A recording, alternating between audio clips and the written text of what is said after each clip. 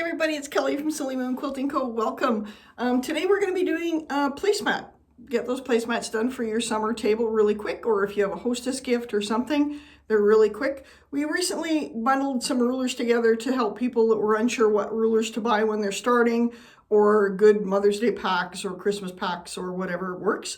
So in that pack, there's our turkey ruler, our Edgie 6 ruler, our little circle ruler, 4-inch circle, and of course our charming ruler. So we're going to use a couple of those rulers today to create our placemats. So what we need to do this, and I'm going to, down below you'll see a link that says the actual requirements and sizes of these.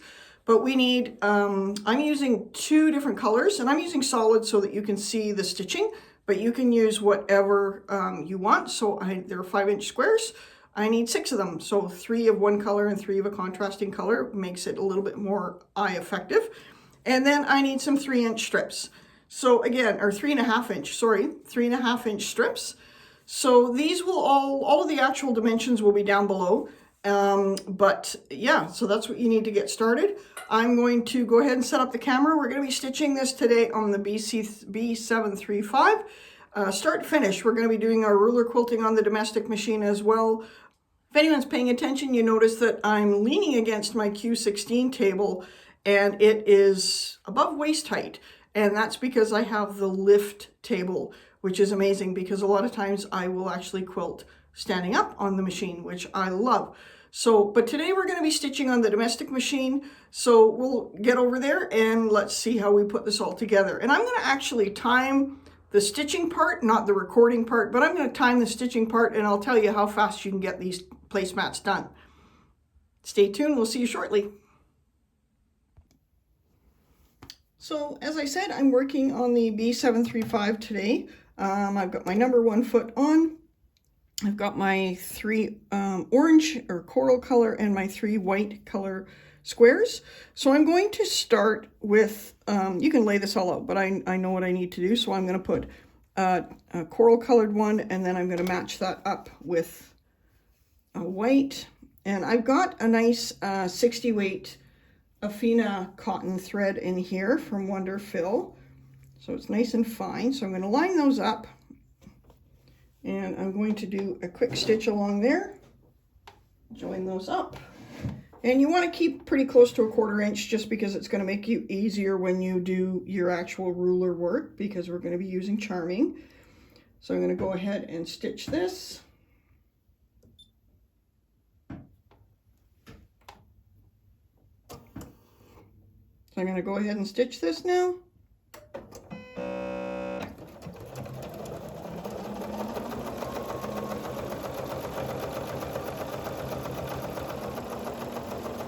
I've got 1 done, and then I'm going to sew 2 more together.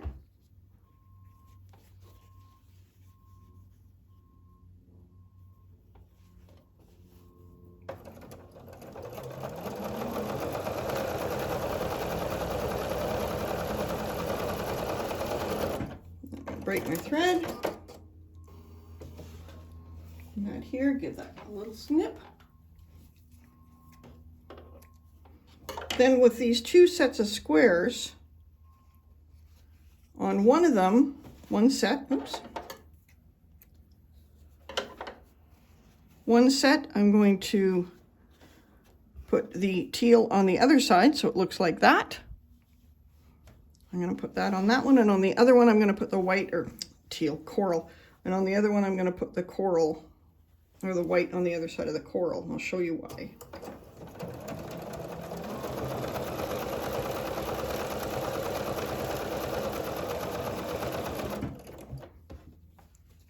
So on this one, I'm going to put the coral and the white together, right sides together. Of course, if you're using solids, it doesn't matter. But if you're using a pattern fabric, it'll matter.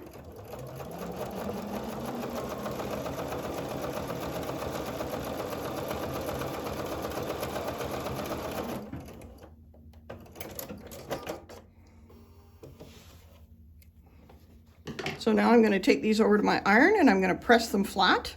So now I have these pressed. I'm going to join them together, and I've got my seams going opposite ways. So I can flip this and nest these.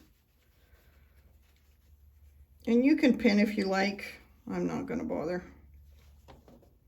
So I'm just going to sew one long seam there. Keeping my 1/4 inch. Just stop when I get close, double check those seams. Adjust these ones here.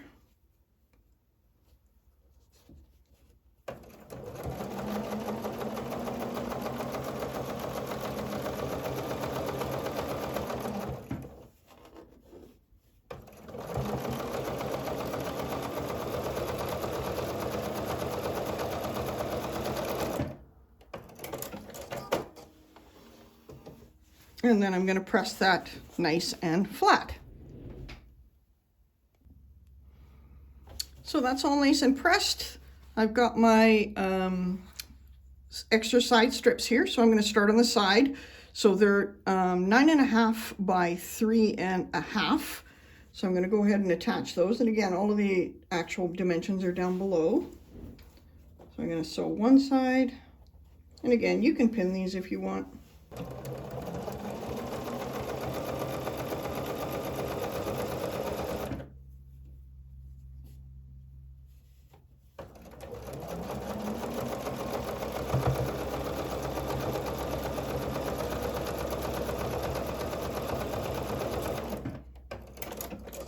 And then do the other side.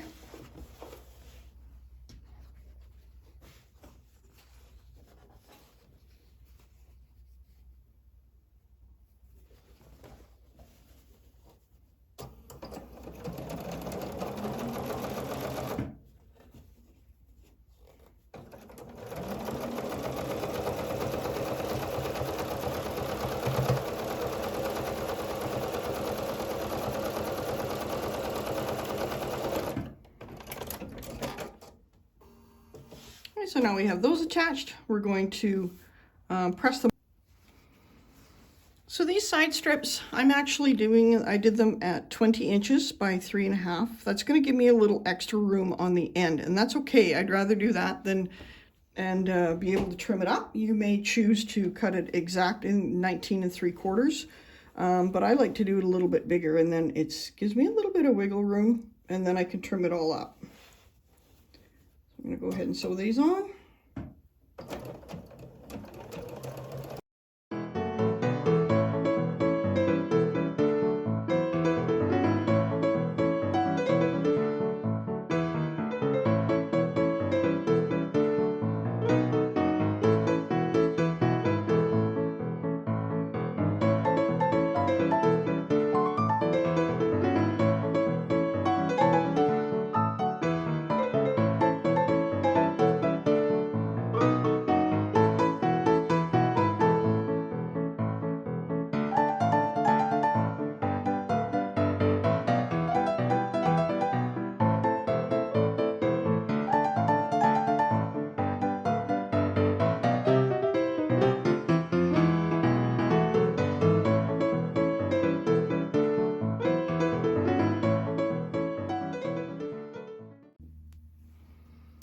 So I've switched now to my 72S ruler foot, and I've got my quilt sandwich all here. I made, put a backing on, some batting, got my top on.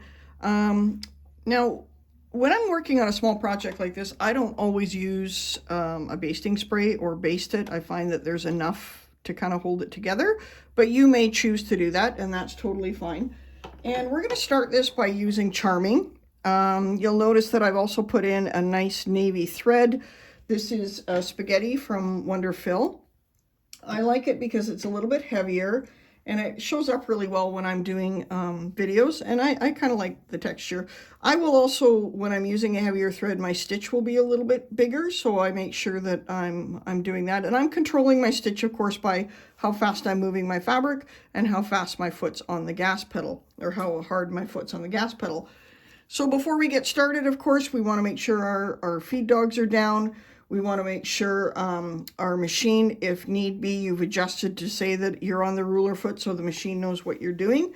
And I want to bring my thread down in this little corner here. So I've got my needle right now in the position where it's going to start up. so that I can come down in that position, pull up my bobbin thread, and then I can do a couple locking stitches in that corner. And then I want to put my foot down in the sewing position, my needle in that position. I can see here that my ruler foot's a little bit high, so I'm going to drop that a little bit. You should be able to just fit a business card underneath there. So I see that's a little high, and that could give me some troubles as I go along. So I'm going to use my charming. Now with charming, if you've pieced your squares correctly, between these two lines is exactly 4.5 inches. And if you've pieced your squares correctly, they should line up perfectly between the two seams on the squares. So I'm just going to nest my ruler foot in there, in the little indent there. I want to make sure that that first engraved line is on my seam here, and that makes sure that I'm nice and square, and I should be able to come around back to this bottom corner. So I'm going to hold everything nice and secure. Of course, I've got my sticky tape on my ruler. I've got my grippy gloves on. And here we go.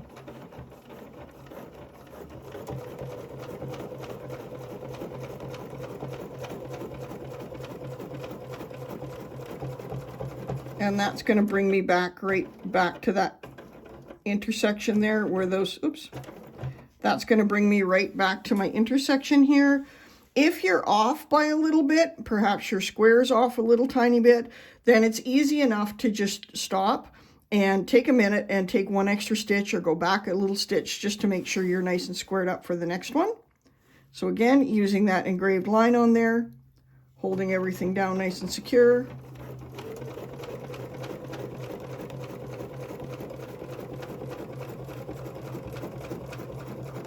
And stopping when I get to my next seam. And you'll notice that I'm not following the curve. I'm kind of keeping my fabric going straight forward. I'm not turning my fabric as I go. And that makes this easier. If you're going to be doing this design, you can do this design over a large quilt of charm squares. And it's just easier if you're not turning your quilt because you have less to try to manage then. I'm going to do one more.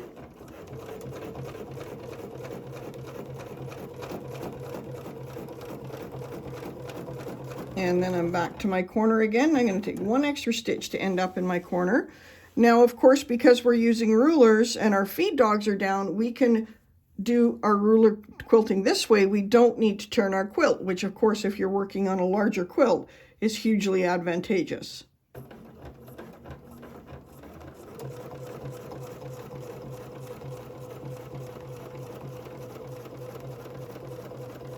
And I'll stop when I get to my corner. And now you have two options here, and what I'd like to do is I try to minimize the number of times I need to turn my quilt. So I'm going to put my ruler this way, and I'm going to look behind my ruler foot, sort of bend my head and look in behind here to make sure that I'm on the line that I want to be on. Again, you want to be on your seam, right? And that's going to mean, if you look, hopefully you can see that. That's going, my engraved line is on my seam again, and that means that it's going to be nice and easy for me to not have to turn my quilt as much, which is what the goal is when I'm doing this.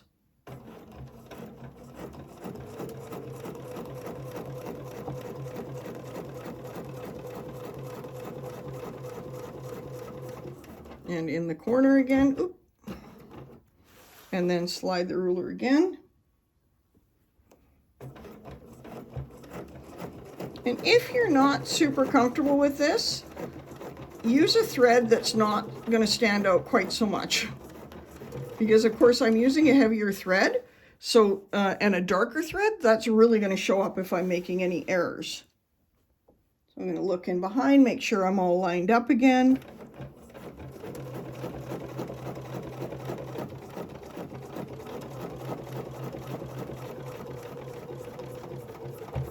And stop when I get to there. So then what I want to do is I'm going to come back this way now.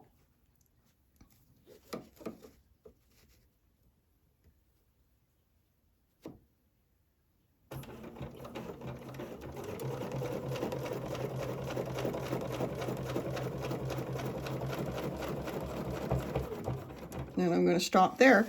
Now I want to do the same thing up here and back down. So you can kind of find your path that's going to work for you, but I find this works well for me because it makes things nice and secure.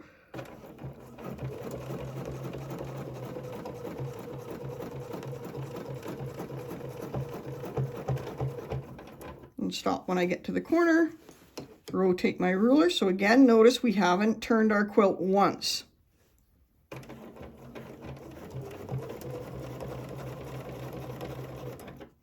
Shift your hands as you need to. Back to my corner,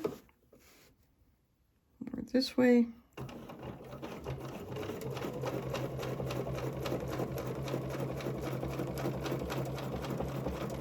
And you get faster at this as you go. I go nice and slow. I'd rather have nice stitches than have to pull them out.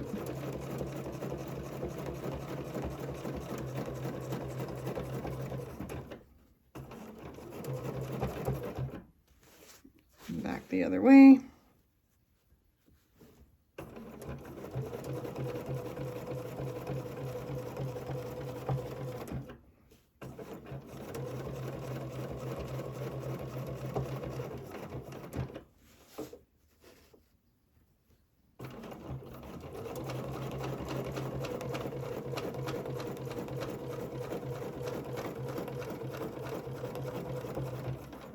And I'm back to there. And I'm going to rotate and keep going along here. So I think you get that idea. I'm going to finish up this. I'll show you what this looks like so far. See, that's looking quite pretty. So I'm going to finish this up, and then we're going to come back and we'll do something different in the borders. But I don't think you need to watch all that. So I'm going to fast forward this, and I'll show you when I've got this done. So we finished all our pretty little petals here on our quilt, or our placemat.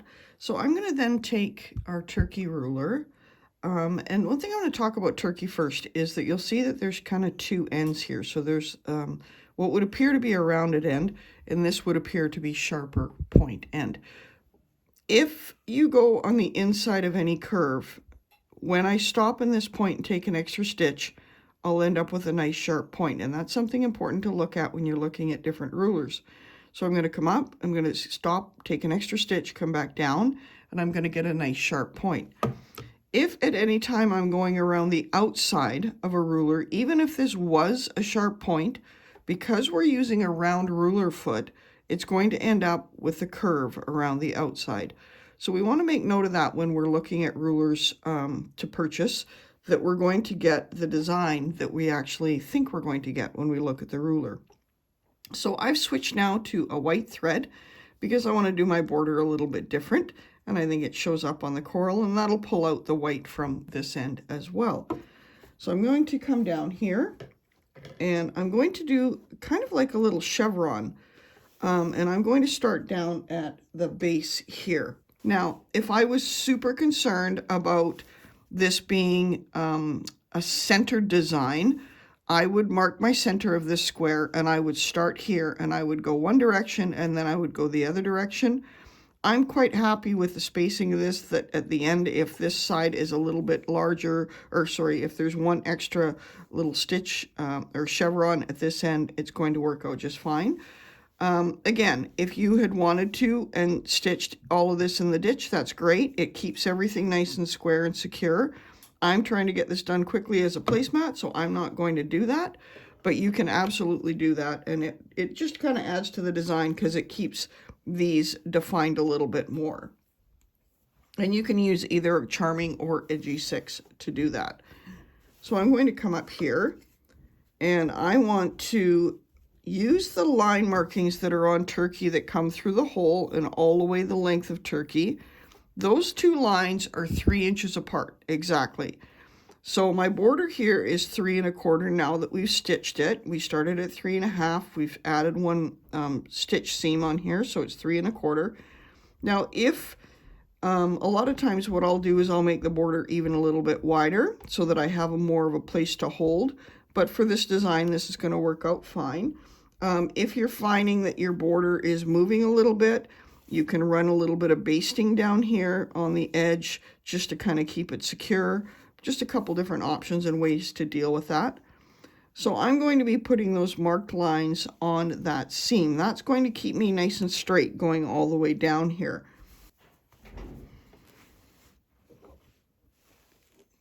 And I'm going to kind of position, now I've got my gloves on, I'm going to kind of position my ruler so that it ends. I'd like to see that nice sharp point, so I want to be at least a 1/4 inch away from that edge. So what I want to do is I want to double check, and I want to use the line markings that are on turkey. So if you look here, there's some lines that go like this. Those lines, if I put that, where that line crosses my center line, if I put that on the edge of my fabric, that's going to mean that my ruler or my needle is going to go a little bit further away than a 1/4.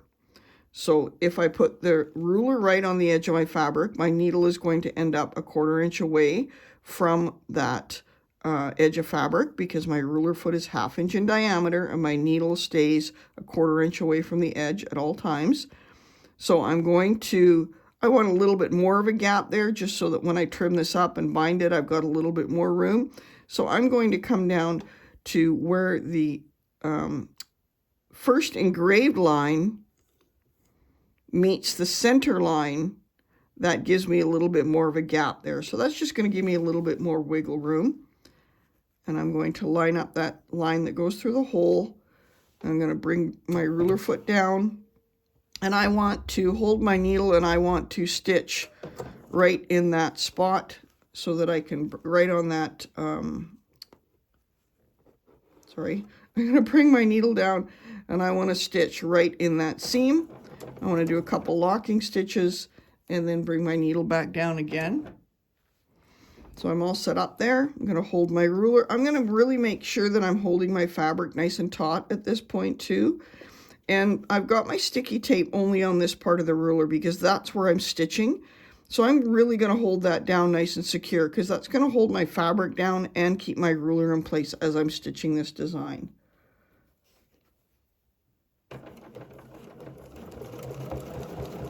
And as I said, I'm going to take an extra stitch when I get to that corner. That's going to give me a nice sharp point.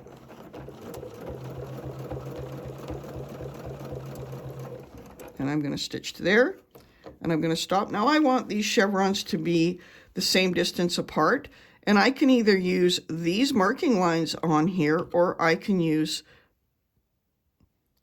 use these marking lines on here and go right over top of this chevron, or I can use my spacing gauge here, or I can use my spacey tool, which I don't have here, but is similar to this at all different dimensions or different spaces.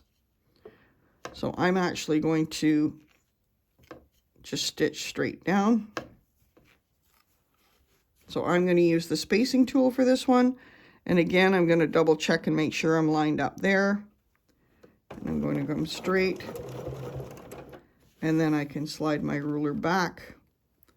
Double check that I'm nice and square on this seam.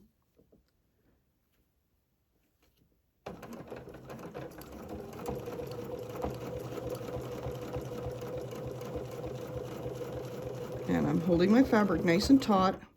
And if you have to take an extra stitch when you get to that point, go ahead and do that. Then I'm going to use my ruler again, or my spacer right on the ruler. Stitch that back up. Let's trim those out of the way.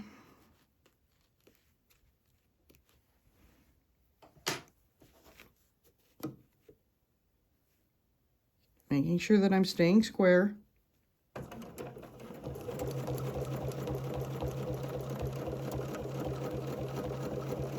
And remember, you can control how big you want your stitches to be. Totally up to you, by how fast you move your hands and how fast you move your feet.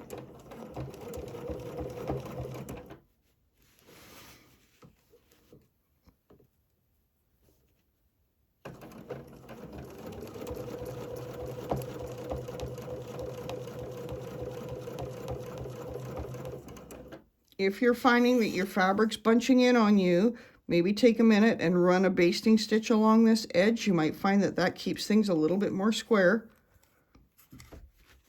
Like I said, a lot of times I will actually make this border a little bit bigger.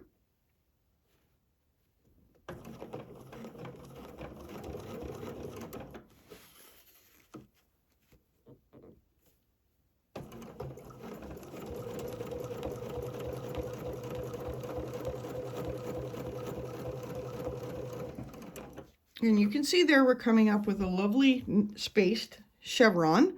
I'm going to go ahead and finish this up. I think that you understand. I'll show a couple more, and then I'm going to just fast forward through this so that you can see what it looks like.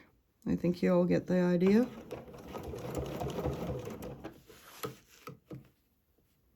It's really important to make sure you're lined up every time. That'll keep your chevrons nice and square.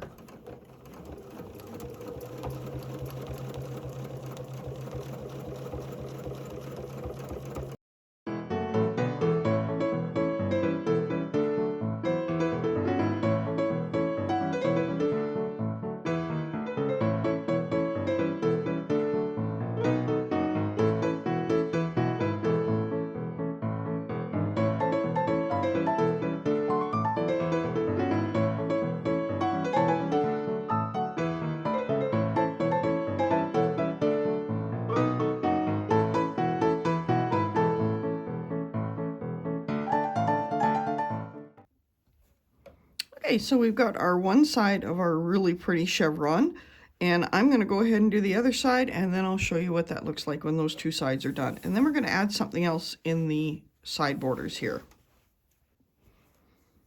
One thing I want to show you before I start the side border here, I like my chevrons to be going the same way, so I'm going to be going the same direction on this side here as I did on here. And I want to start at the same place so it looks relatively symmetrical. So I have a couple choices here. I can either draw a line here where I ended up, and that's where I start. Or again, I can just take dude, and I can go there, and I'm like, okay, I'm about 1/2 inch. I can take my dude, and I'm 1/2 inch. I'm using the 1/2 inch foot, and I'm 1/2 inch from that edge. So I can go to this side, and then I can just put a little mark.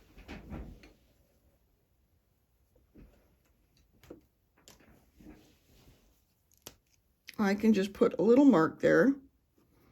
And I know that that's where I need my stitches to end up on that side. And again, I'm going to use the seam going this way to make sure I'm nice and square. So I can go ahead and set that all up. I can bring my needle over, and I know that's where I want to start. So the easiest thing to do is to drop my needle at that point, bring it back up, bring up my bobbin thread, and then I can start in that spot. And then once I'm set up there, I'll bring my needle back down again, lock that position, and then I can go ahead and start stitching from that point. And this time I'm going to be stitching behind the ruler foot.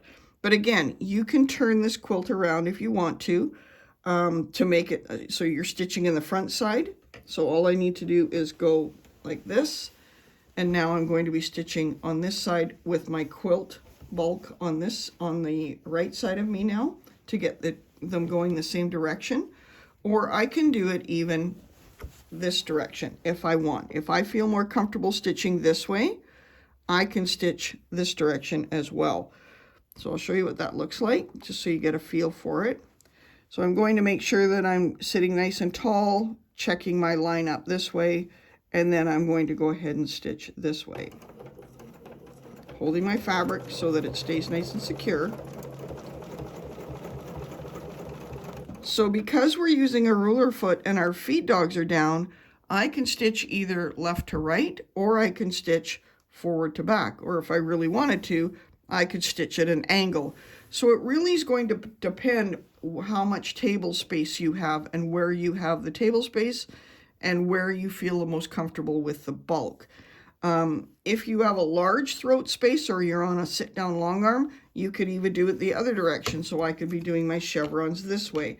Again, I'm on the B735, so I have the room that if I wanted to stitch this direction, I absolutely could. We'll stitch a few this way, and then I'll swap it up and stitch a few back the other way.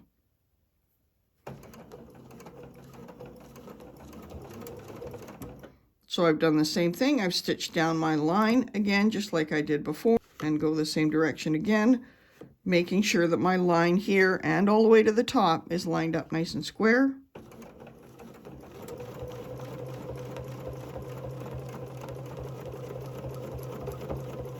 Back to the center point, and then stitch this back up again.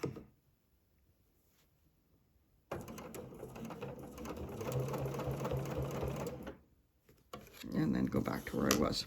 So same thing, I'm not going to stitch this all up, but you can see how I'm going there. So I'm going to stitch all the way against, I'm going to stitch all the way up that border again on the other side. So we're going to be using turkey for this one, and we're going to be creating some really fun designs, sort of the serpentine line or the side of turkey going down this edge. Okay, so what we want to do is originally I would bring my foot down here in the center of these two spots where these two seams meet, and then I would hook up turkey. So I'm going to use this little round area here and hook that up.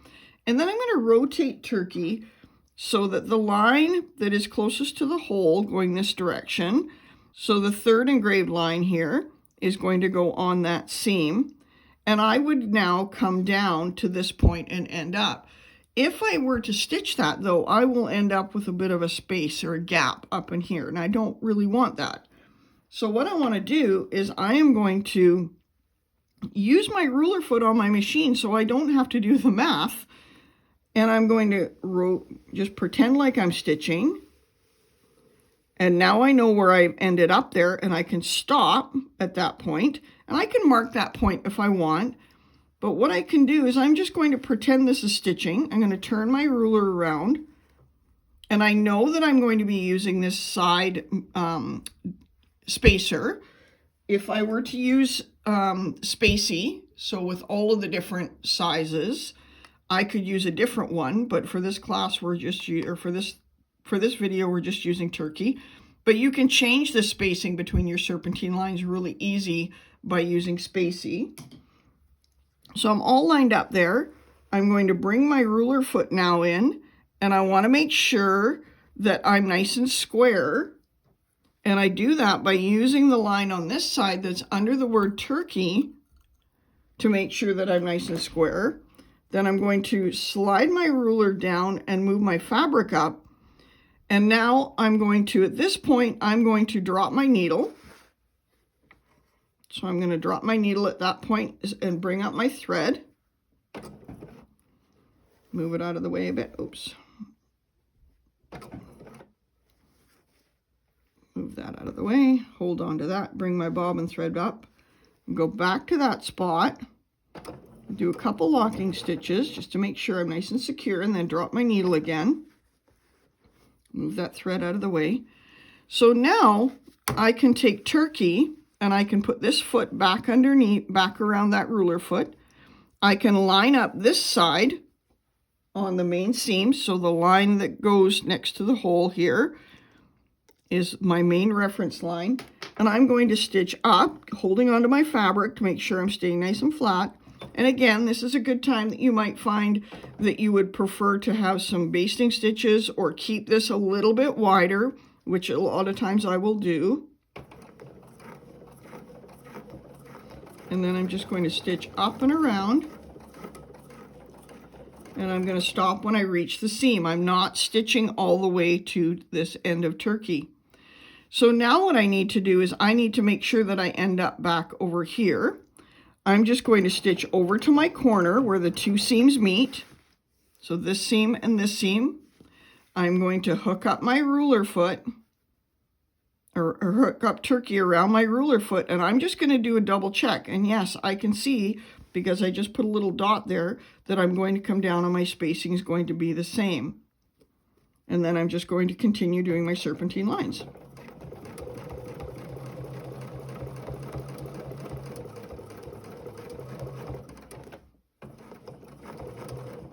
I'm going to stop there. Line everything up, holding on to my fabric, coming back down, and then just going back the same way, making sure you're lined up on this line is on your seam, holding your fabric nice and taut.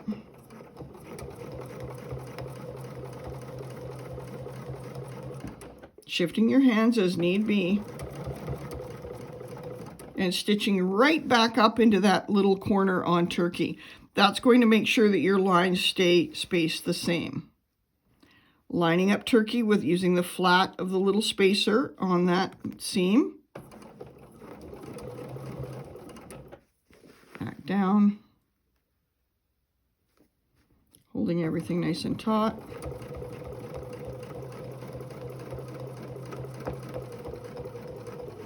And coming back all the way down to the corner. And then rotating this, making sure if I have to take one more stitch to make sure I'm lined up on this side, that's okay. Go ahead and do that.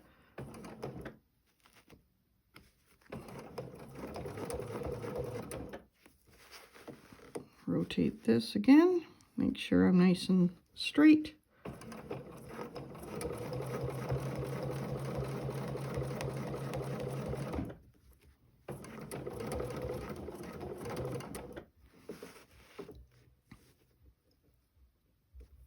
And then coming down again, lined up, holding your fabric straight.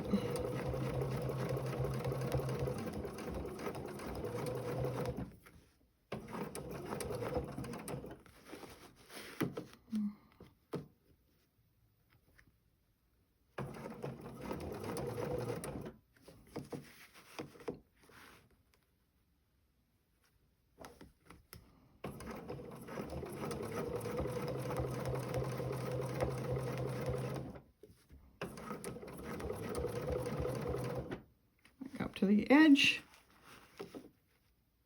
You'll notice I don't have my Supreme slider on here, so my slippery mat that goes under here, if you put that on, it does help a little bit with designs such as this. I often don't if I'm working on a small project.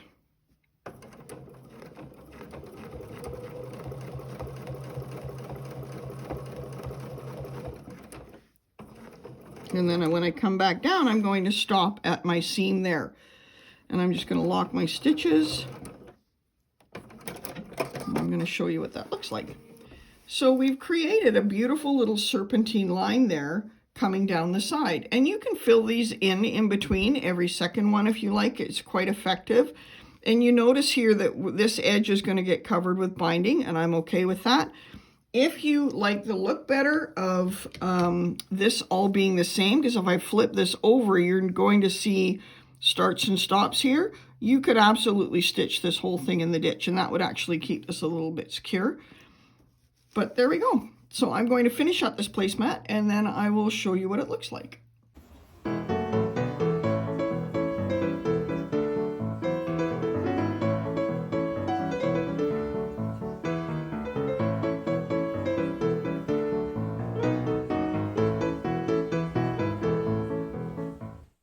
So I hope that you enjoyed that video.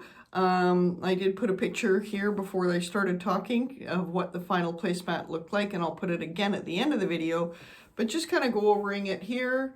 You can see we've got our chevrons and our really pretty little flower petals and our lovely little serpentine lines. And I'll hold that back like that so you can see what it looks like all done. I hope that you enjoyed that. And if you're new to our rulers, like I said before, and I'll put the link down below, there is a combination set that includes the Charming and the Turkey ruler, as well as two other rulers, a round circle ruler, 4-inch circle, and also our Edgie 6, which is our classic straight edge ruler. So I'll put a link to all of that down below. I'd love to hear what you think about this type of video where I do a project from start to finish rather than just the ruler quilting. Maybe you didn't really need to know all that other stuff. So I'd appreciate it if you put in the comments down below what you think. And please remember to like, share, subscribe, and share with your friends. I appreciate it. Thanks so much, everyone. I hope you have an amazing day. Bye-bye.